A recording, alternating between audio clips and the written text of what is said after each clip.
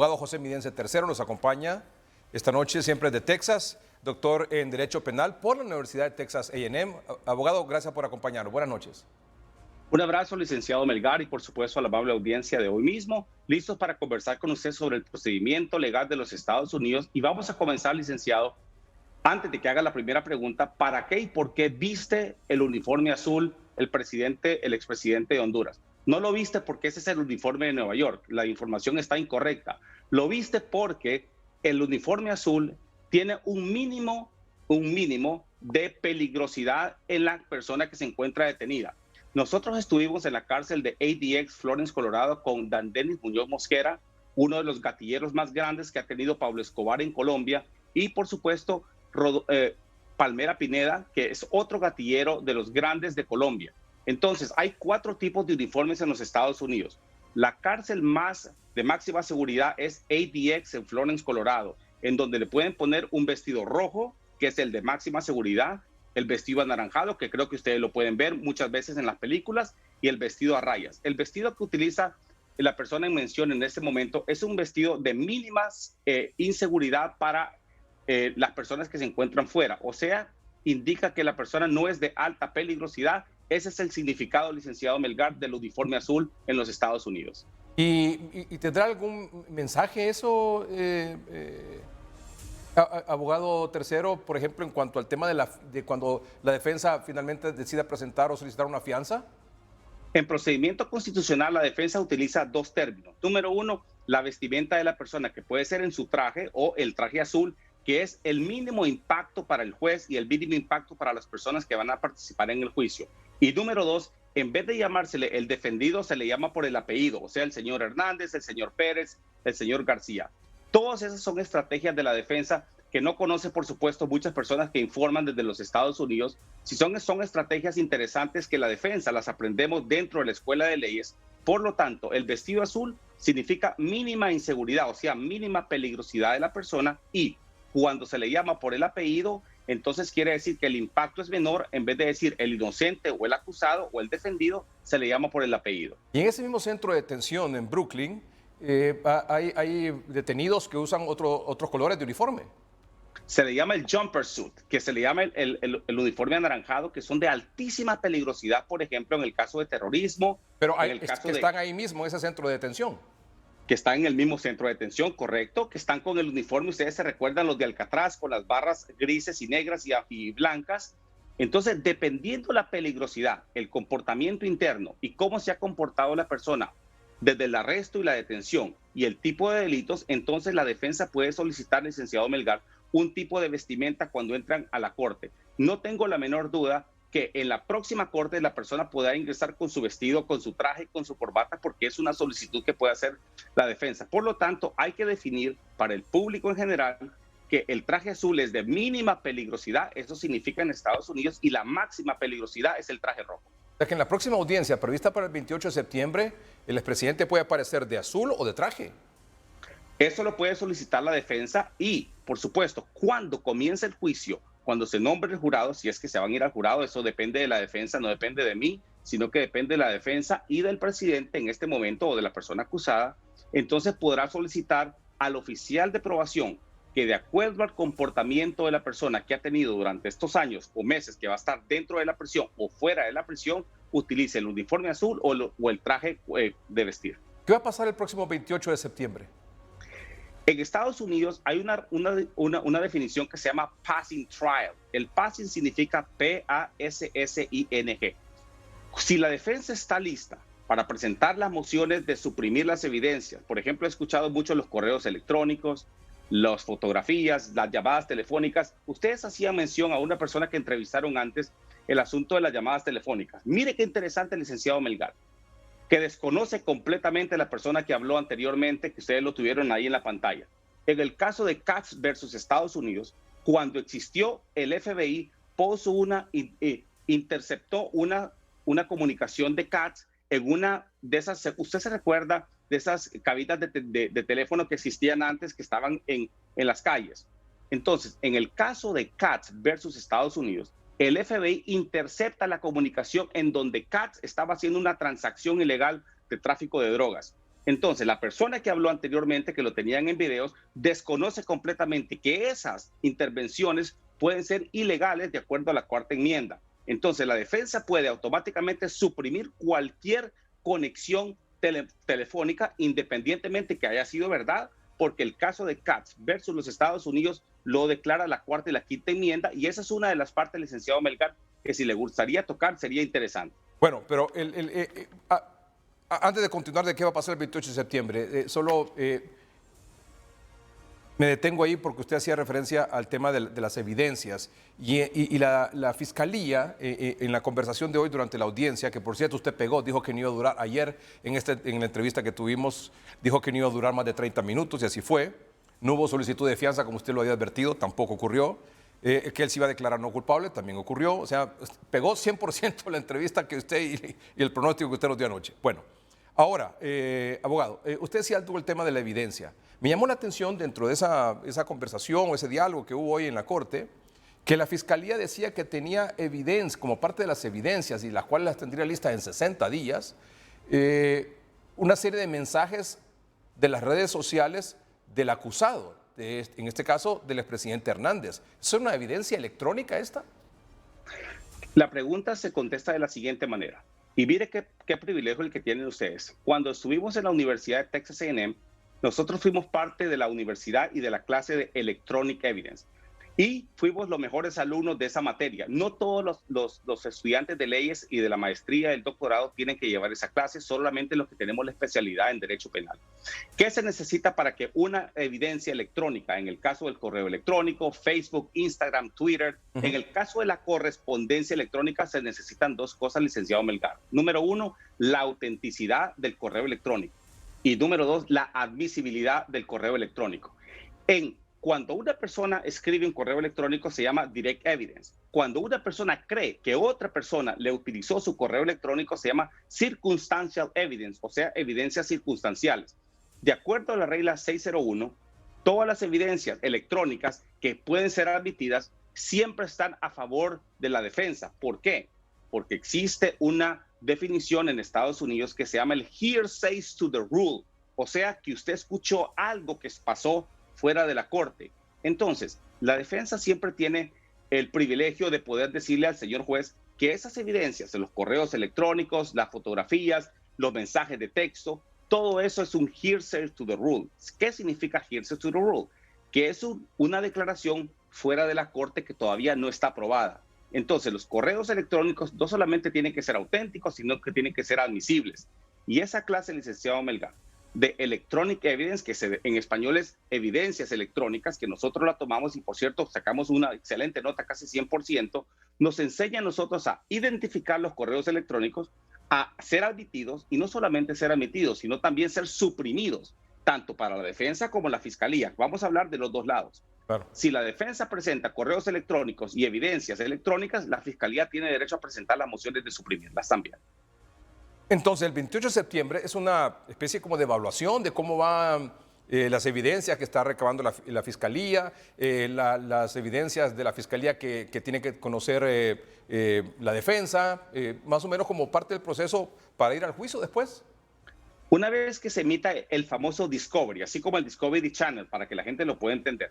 Así se llama el Discovery, que son todas las evidencias relevantes, circunstanciales y directas que le presenta la Fiscalía hacia la defensa. Creo que usted presentó una noticia en donde se quejaba la defensa que no le estaban pasando la mayor información que tenían de algunos otros expedientes. Eso significa el Discovery. Toda la información, licenciado Melgar, que tiene la Fiscalía, se lo tiene que presentar a la defensa. ¿Por qué se hace el 27 o 28 de septiembre? Porque la defensa solicita un término de 3 a 4 meses para poder revisar todas las evidencias y poder presentar las famosas mociones, el pre-trial motion, que son las mociones de suprimir esas evidencias. ¿Y la Fiscalía para decir estamos listos?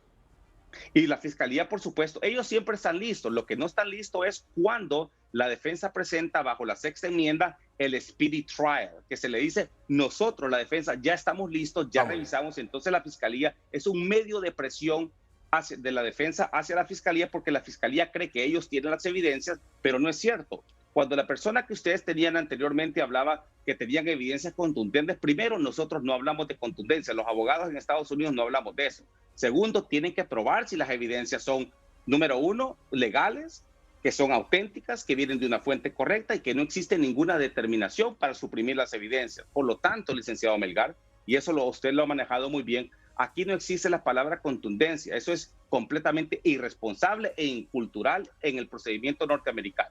Lo que tienen son evidencias que pueden presentarse, pero también se pueden suprimir. Antes de ir a juicio, la fiscalía le debe entregar todas las evidencias que tiene en contra del acusado a su defensa.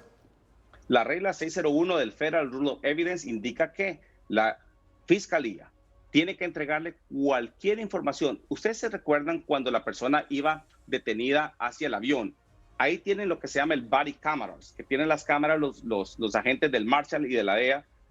Toda esa información, todo lo que escribieron ellos, desde el arresto y detención, que se llama en inglés the Terry Stop, que es la cuarta enmienda, hasta el día de ayer, toda esa información tiene que ser presentada a la defensa y la defensa tiene que solicitarla si ellos sienten que no tienen toda la información, pero la fiscalía tiene la obligación de transmitirla.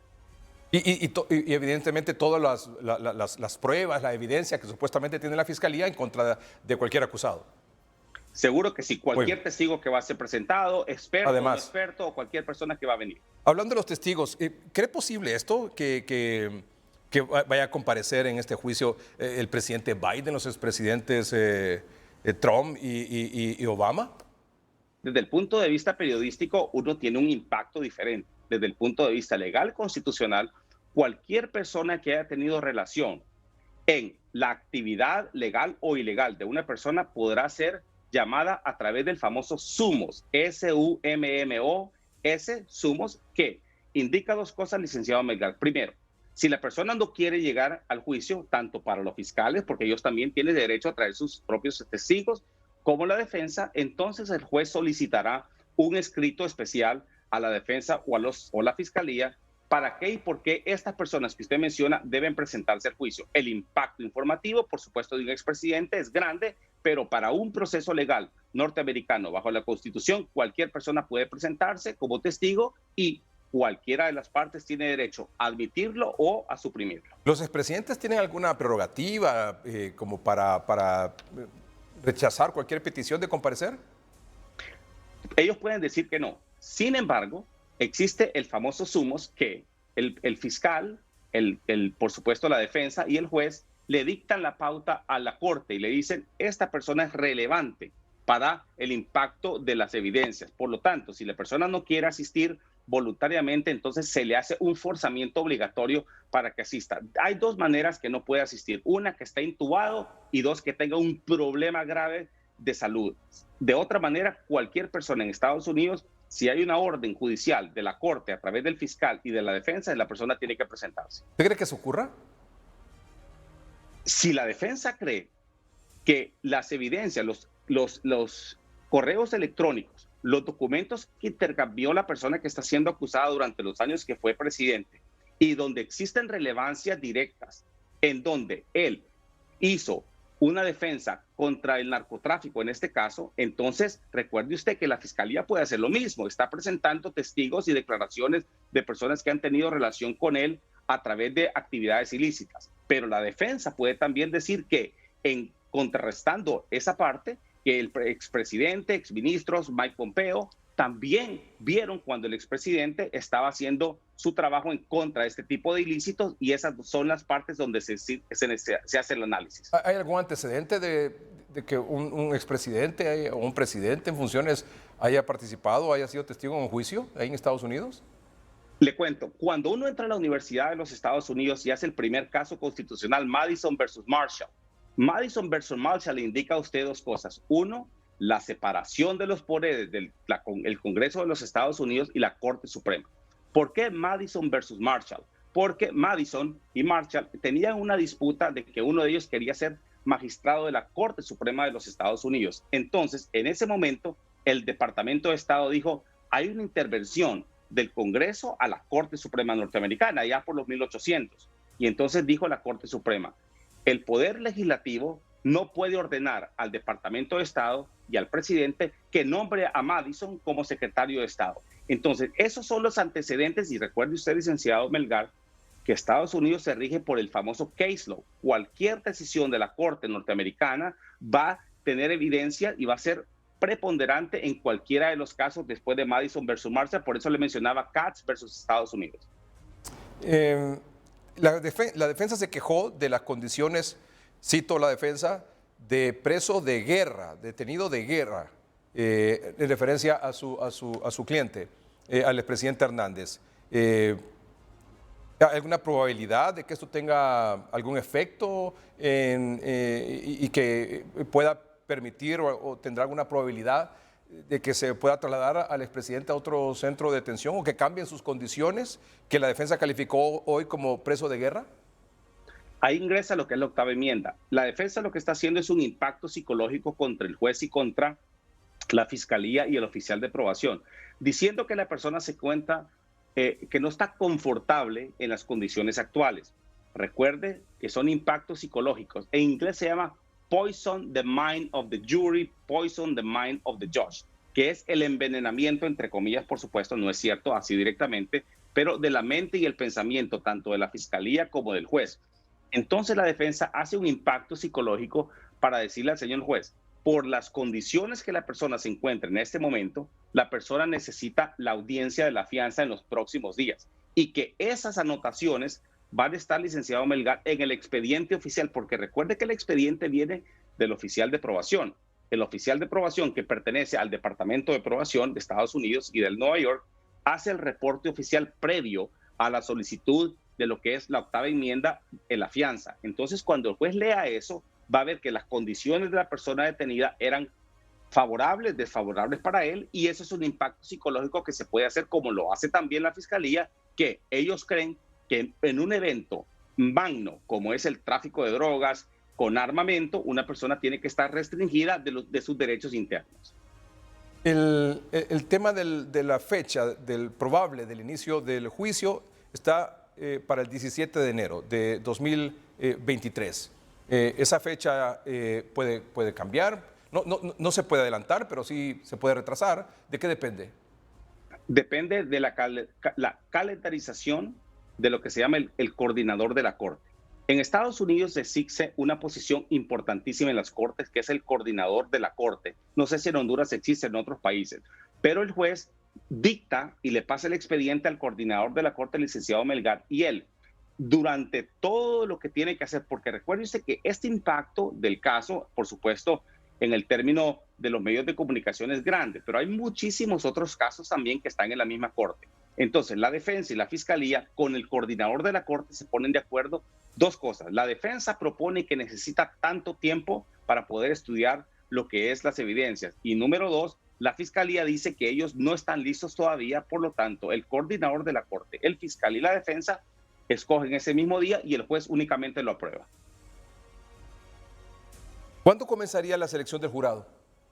Comienza un mes antes del 17 de febrero, creo que de enero. De enero, perdón. Comenzaría de pronto en diciembre, si no es que están de vacaciones, por supuesto todo el mundo está de holiday en Estados Unidos, o comenzará los primeros días de enero. ¿Cómo se comienza lo que se llama en inglés el voir dire? El voir dire es la parte más importante, licenciado Melgar. Si decide irse a juicio con el jurado, entonces se hace el voir dire 2 semanas o 1 semana antes de que comience el juicio. ¿Y la petición de fianza tendría que ser en una audiencia después del 28 de septiembre o puede ser esa del 28 de septiembre?